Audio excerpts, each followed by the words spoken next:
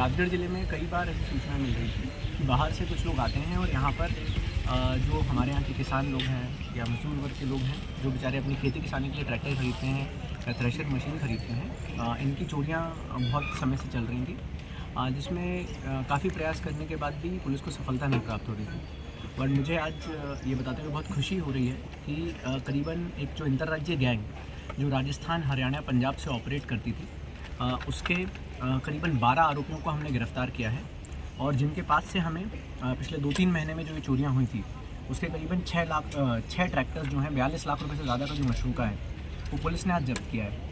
आज ये भी एक चीज़ सामने आई है कि जो फरियादी लोग हैं इन लोगों ने भी इस पूरी प्रक्रिया में पुलिस का सहयोग किया, लगातार पुलिस को मदद करते रहे, कोई सूचना उनको पास प्राप्त हुई तो वो भी हमें दी। मुझे लगता है कि ये समन्वय का एक बहुत अच्छा नतीजा रहा कि चोरी में हम लोग इसमें एक बहुत अच्छी सफलता प्राप्त करने में हमें हासिल हुई है। इसमें जो मुख्य आरोपी हैं जो पंजाब से और हरियाणा से इसको ऑपरेट करते थे, उसमें एक जसवीर पिता रेशम सिंह हैं जिनका लगातार चोरी के ट्रैक्टरों को ख़रीदने में नाम आता रहा है, परंतु अभी तक किसी भी पुलिस की गिरफ्त में नहीं थे। जब हमने इनका रिकॉर्ड भी निकलवाया है तो चोरी के ट्रैक्टर ज़रूर इन्हें खरीदे हैं पर कोई भी पुलिस अभी तक इनको गिरफ्तार नहीं कर पाई थी।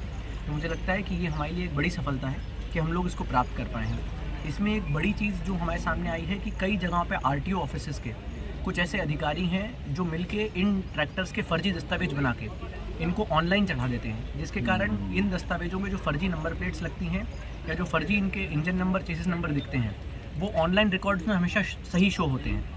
तो कभी भी जब पुलिस भी या अन्य थानों की पुलिस या अन्य ज़िलों की पुलिस वहाँ जाती है तस्दीक करने के लिए तो उसमें समझ नहीं आता है कि ये चोरी का ट्रैक्टर है कि नहीं है।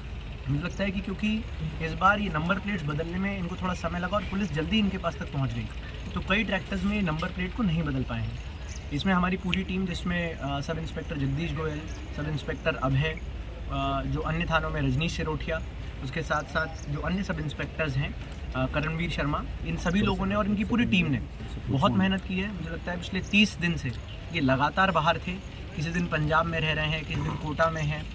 जैसे तलीन के जो 3 ट्रैक्टर आज हमें बरामद हुए हैं वो उत्तर प्रदेश से सब इंस्पेक्टर अजनारे इसको बरामद करके लाए हैं। मुझे लगता है कि पुलिस ने फरियादियों के साथ मिलकर इन लोगों ने भी हमारा बहुत सहयोग किया, पूरे समय हमें कोऑपरेशन दिया और उसके लिए हमें ये अच्छा एक कीर्तिमान स्थापित कर पाए हैं। मुझे लगता है कि एक बार में 6 ट्रैक्टर करने के लिए जो मेरा अभी तक नॉलेज है, चोरी के और खुर्द-बुर्द करने के 6 ट्रैक्टर्स का पूरे मध्य प्रदेश में ये सबसे बड़ा है गिरोह जो भी हमने जिनका पर्दाफाश किया है। इसमें करीबन 7-8 लोग ऐसे हैं जो अभी फ़रार चल रहे हैं, इनके लिए भी लगातार हमारी टीमें दबिश दे रही हैं। मुझे लगता है कि अगले 15-20 दिन में हम इसमें जो और मुख्य सरगने हैं जो इस पूरे मध्य प्रदेश या मालवा बेल्ट में ऑपरेट करते हैं, इनकी गिरफ्तारी सुनिश्चित करने में हम लोग सफल रहेंगे।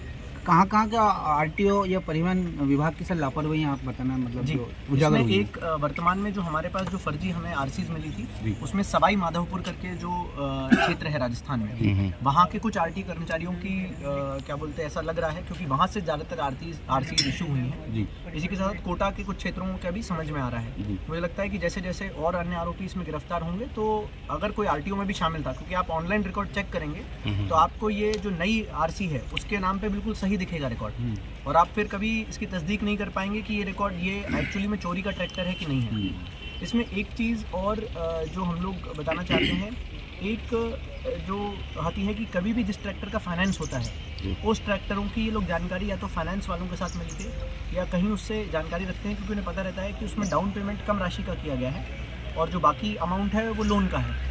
तो जिससे कि जो लोन का अमाउंट है, अगर उस ट्रैक्टर को मान लीजिए आपने 50,000 रुपये में डाउन पेमेंट में खरीदा है और उसके बाद वो चोरी हो गया और चोरी होने के बाद ये आगे 4-5 लाख तक भी बिक गया, फाइनेंस कंपनी भी बहुत ज़्यादा इसमें फिर इसके पीछे नहीं पड़ती और FIR की प्रति लेके उनकी जो कागजी कार्रवाई होती है वो समाप्त होकर वो संतुष्ट हो जाते हैं। और मुझे लगता है कि ये फाइनेंस कंपनीज के साथ भी बहुत बड़ा धोखा है कि यदि ऐसे वाले ट्रैक्टर्स को चुराया जाए जिसमें फरियादी का कम राशि लगा हो, जिससे कि उन्हें पता है कि फरियादी इसमें ज़्यादा फिर एफर्ट्स नहीं मारेगा या पुलिस भी ज़्यादा एफर्ट्स नहीं मारेगी कि किसी फरियादी के से 50,000 रुपये लगे हैं, परंतु फाइनेंस कंपनी के 4-5 लाख रुपए लगे हुए हैं और फाइनेंस कंपनीज के पास भी काम इतना रहता है कि फिर वो उसको परस्यू नहीं करते हैं। तो उसमें करीबन 3 ट्रैक्टर ऐसे भी हमने पकड़े हैं जो फाइनेंस करे गए थे या फिर उनको किसी कंपनी में लगाने के नाम पर धोखाधड़ी करके उनको लिया गया था और उसके बाद उनको उत्तर प्रदेश में मेरठ जो जगह है वहाँ पर बेचे गए थे। तो उसमें हमें उत्तर प्रदेश पुलिस, पंजाब पुलिस के द्वारा भी कई बार सहयोग मिला है और उनके भी हम लोग बहुत बहुत धन्यवाद करते हैं। सर इसमें आरोपी कितने पकड़ा है? मतलब चोरी किस टाइप से करते थे? जी, इसमें जो चोरी करने की गैंग है उसमें करीबन 5 आरोपियों का नाम आया था, जो कि राजस्थान के झालावाड़ जो क्षेत्र है, मूंगिया बे जो गांव का क्षेत्र पड़ता है, वहां से ऑपरेट करते थे, जिसमें अभी 3 आरोपियों को हमने गिरफ्तार किया है। इसके बाद एक गैंग ऑपरेट करती थी इसकी आरसीज चेंज करा के इनको बेचने के लिए, उसमें करीबन 6 आरोपियों को हमने गिरफ्तार किया है और 3 लोग ऐसे हैं जो कि इन ट्रैक्टर्स को खरीद के फिर थर्ड किसान को बेचते थे। तो 3 लेयर का ऑपरेशन ये चलता था।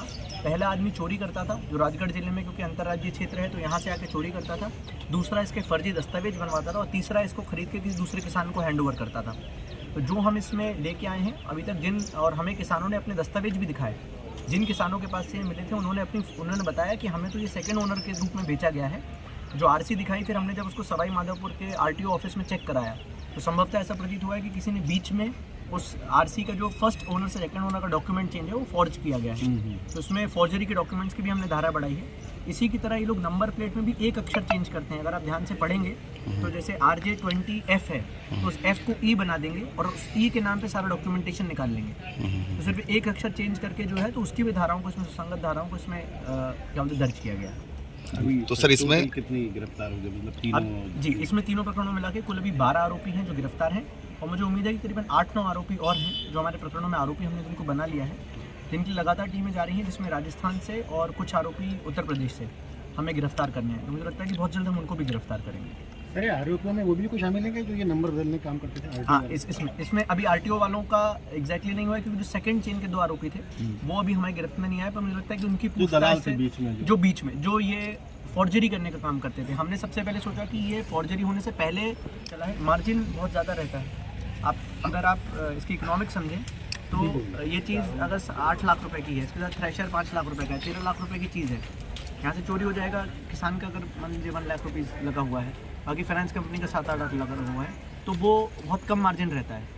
और गाड़ी को दूसरी बार ट्रेस करना, ट्रैक्टर को ट्रेस करना, देखिए जब गाड़ी का अगर इसका आप नंबर आगे से हटा देंगे तो सिर्फ ये जो GX MX लिखा हुआ है ये हर ट्रैक्टर में कॉमन है। इसको आप फिर या तो जब तक जाके इसका इंजन नंबर खुलवा के या सीट के नीचे जो नंबर रहता है तब तक आप इसको ट्रेस नहीं करेंगे। गाड़ी हर जगह ट्रेस होती है। आप गाड़ी को किसी टोल से ले जाएं या ऐसे किसी रास्तों से ले जाएं जहाँ अंदर से ले जाए तो गाड़ी ट्रेस हो जाती है इमीडिएटली। इसमें कोई ट्रैक्टर में नंबर नहीं रहता, ये MX के नाम से चलता रहता है, तो इसलिए ये थोड़ा सा ईजी रहता है। और दूसरी चीज़, इसको स्टार्ट करने के लिए कोई विशेष ओपन फैसिलिटी है, कोई इसमें लॉक का ऐसा फैसिलिटी तो होता नहीं है। सभी लोग आजकल इसको तार लगा के खोल सकते हैं, तो मुझे लगता है कि ये एक चीज़ रहती है। ठीक है।